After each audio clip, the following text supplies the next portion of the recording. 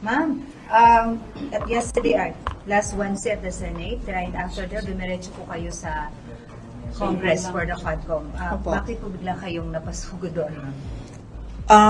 Yes, after nung Senate budget hearing, pumunta ako sa House of Representatives. Sinamahan ko si dating Pangulong Rodrigo Duterte sa pag-attend niya sa hearing ng QUADCOM. Ma'am, you were there until it finished. How was it po? Kasi may nakuhanan ka ng video na kumaganyan ka na, iba-iba na yung reaction. So, how was it po? How was it witnessing the hearing? Pagod talaga ako nung araw na yon dahil hindi kasi namin alam kung anong mangyayari sa budget hearing. So, buong the day before at nung umaga na yon naghahanda kami para sa Senate budget hearing. So, medyo pagod ako. Nandun ako kasi, yes, sinamahan ko si dating Pangulong Rodrigo Duterte, and usually kasi hindi siya nakikinig sa mga kasama niya. So, humingi sila ng tulong sa akin na kung anong isabi, pagsabihan, gano'n. So, did you do that, ma'am? Humingi ng tulong, tas did you approach him to tell him what is supposed to be, Doon lang sa sinabi nung kasama niya na 6 a.m. pa gising.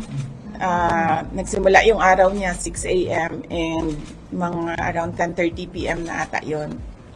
Sinabi nung na baka low blood sugar na. So, ay hindi ko makain. So, nagpaalam ako na i-excuse na lang siya but ayaw niya. Pero, naniwala naman siya nung sinabihan namin siya na kumain na muna siya. Pero ma'am, how was it po? Kasi earlier the Senate, you said you don't expect a fair trial for fair hearing po for the President. Kayo, you were there mismo. So how was it po, Phoebe?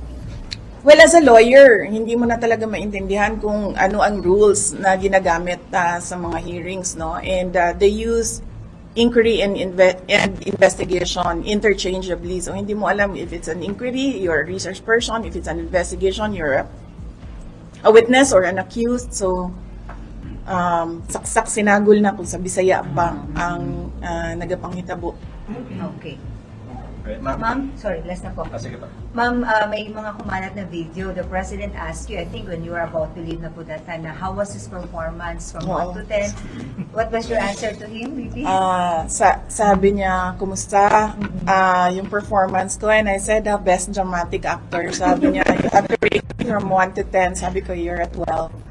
But you mean, he was really at 12 now. Yes. Ma'am, bakit best dramatic actor?